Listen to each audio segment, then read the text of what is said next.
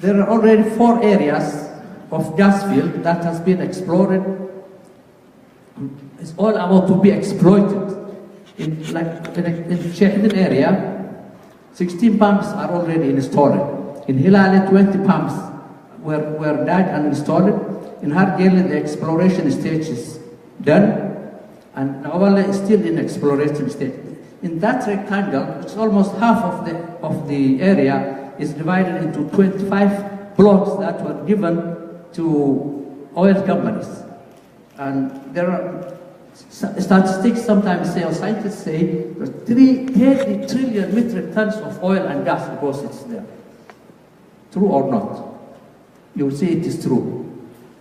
From 1920 to 1970, more than 6 oil companies come and take concession from that area, have made some investment at least. And in 2000, from 2000 to 2016, 15 companies were matching that resource. Why they are doing that? Oil is there, it's true. Well, with all that wealth and prosperity, how would these people, do you think that their life is? They could be termed the poorest throughout the year, throughout the world. The poorest people live in that area. Why? There is economic blockade where they cannot even export their livestock to the neighboring countries. There is rape and torture and all degrading human rights abuses. There is burning of villages intentionally by the military, by the regime, by what they call militia, armed by its own governments, are burning the village. There is mass murder everywhere. And there is open air detention. What's open air detention? If we imagine that there are 10 million people in that population maximum, and the average family size is 5. So there is 2 million families.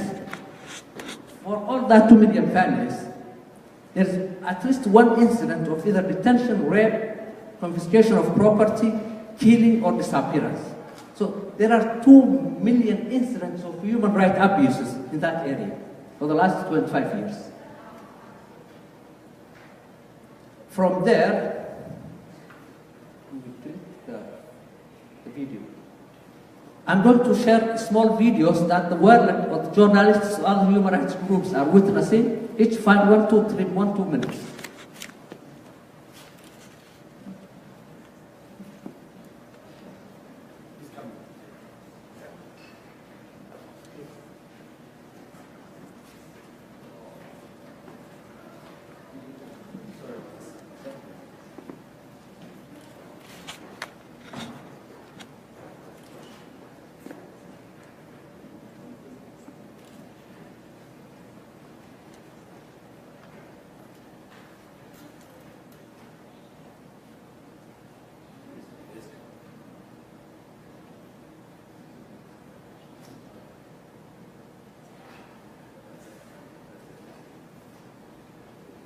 Version.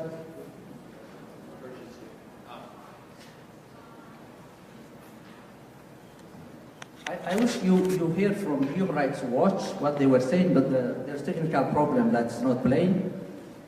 Human Rights Watch is one of the prestigious organizations about the human rights, based in Washington, but they have bases in East Africa, and they move and go. They try to intervene. They have access in the area, but they were denied several times. They met several refugees from Ogaden in Yemen, in Somalia, in Ethiopia, I mean in the neighboring countries like Kenya.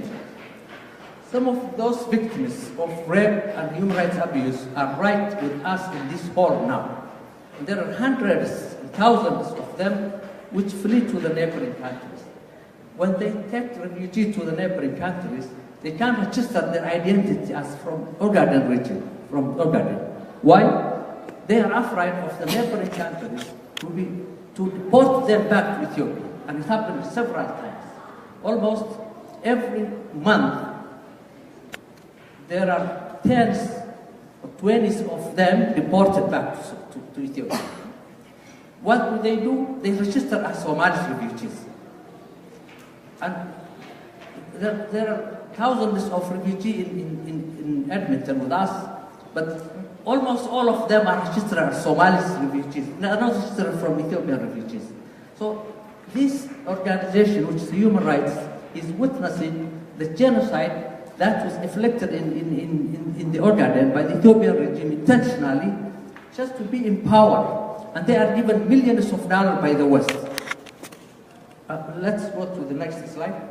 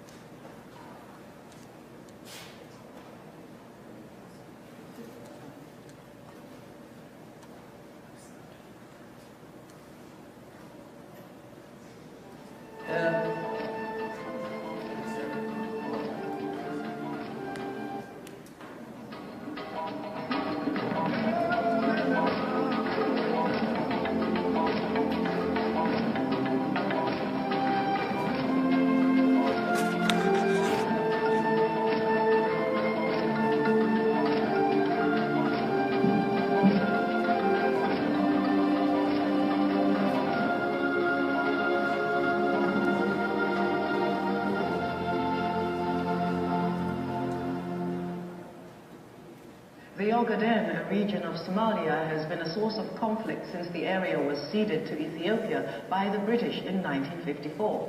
Somalia has twice unsuccessfully fought wars with Ethiopia to get it back.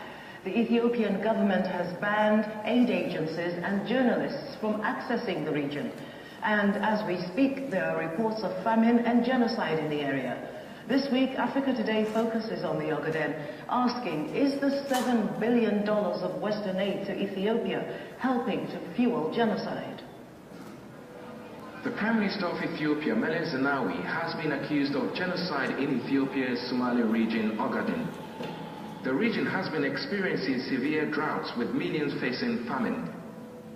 Mr. Zenawi's government has barred most aid agencies from operating there. The International Red Cross also expressed its frustration after it was denied a license to do relief work in the region. Most of Ogaden's people are of the Somali ethnic group, and critics believe this is the reason for the region's isolation by the Ethiopian government. They also believe Western aid of about $7 billion a year has strengthened Mr. Zenawi's cause, while these allies have turned a blind eye on the alleged genocide. This week, Africa Today looks at the role the West is playing in funding the regime and whether the funds are fueling the genocide in Ogaden. And the $7 million funded by the West to Ethiopian government regime is clearly, their intention might not be to destroy and abuse those people, but there is no controlling mechanism, there is no conditionality, there is no monitoring. They don't know where it goes, they are not asking. But this money is being used to kill and abuse these people. And one example, from 10 regions in Ethiopia, Ogaden is one of them. There is one large-scale project which is funded by DFID, the development funding from the UK. That goes to the peace and security itself. What does that mean? The peace and security people are those people killing the other people. I mean the civilians. And CEDA, the Canada Development, International Development of Agents, out of 45 large scale in other parts of Ethiopia, they only funding one project, and that's not the Somalis in the Ogaden, but Sudanese refugees in the Somali region. There are so many other statistics we can share with you, but with the limited time we have, I will go to my other journalists witness.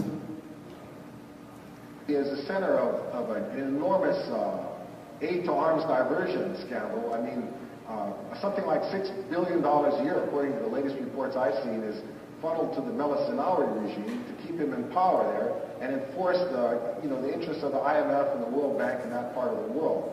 So I think it's pretty much they pay off Meles Zenawi and he does what they want him to, like invade Somalia. invade Eritrea where I lived 10 years ago. So, I mean, I think it's, right now, Meles Zenawi is carrying out a genocide in the Ogaden, and it's escalating into a full-blown genocide where he's rounding up tens of thousands of ethnic Somalis in the Ethiopian Ogaden and putting them into basically starvation camps.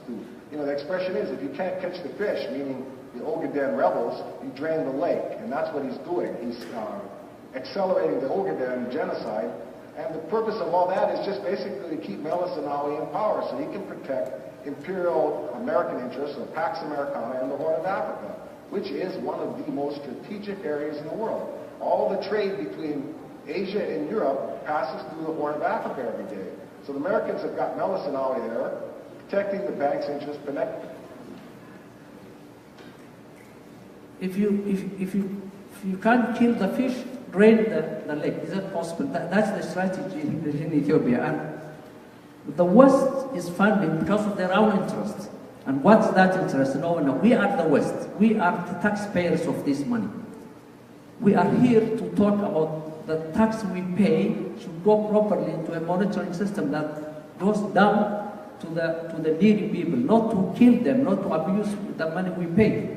And I'm here today to transfer that knowledge to you and share the sympathy and plight of our people and say, let's take action, let's educate our scholars, our civilians, our society.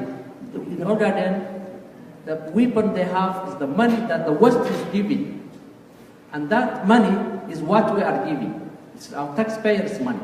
So that's my message. But I have some lines of recommendations that I will share during the question and answer period. Time is over.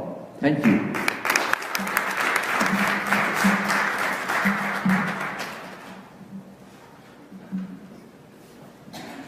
Thank you, Gus.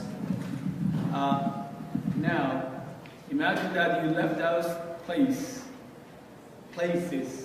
that is doing human rights abuses and you came to Canada, and while you're in Canada, you've seen a lot of other human rights abuses that's happening. With that in mind, I would like to present Franklin to share his journalistic experience of human rights, the reforms that within the human rights in Alberta. Thank you.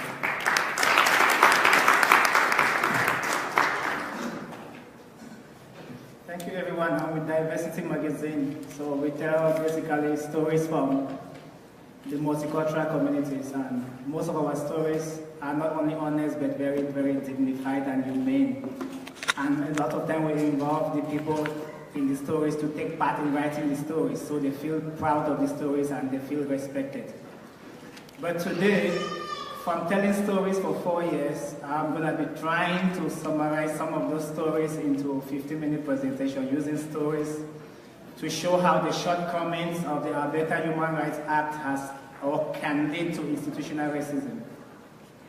So my presentation today, of course, is going to be sharing some of the stories. But what is institutional racism, by my definition, will be any racism that is perpetrated within an organization and in an organization, of course, by the people within the organizations.